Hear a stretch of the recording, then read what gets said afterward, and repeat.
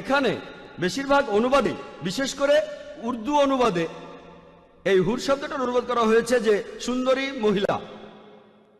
যদি এই হুর শব্দটার অর্থ হয়ে থাকে সুন্দরী মহিলা, তাহলে মহিলারা জান্নাতে গিয়ে কি পাবে? সত্যি বলতে এই হুর শব্দটা হলো বহুবচন, এক বচনে হাওয়ার, যেটা পুরুষের জন্য প্রযোজ্য, আর হাওয়ার এটা নারীদের জন্য প্রযোজ্য। এখানে আসলে হাওয়ারের চারিত্রিক বৈশিষ্ট্য বোঝানো হচ্ছে।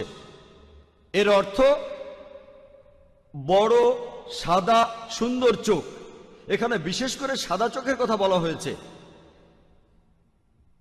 একই ধরনের আরেকটা শব্দ রয়েছে আজওয়াজুন মুতাহারাতুন, কোরআনের অনেক জায়গায় আছে।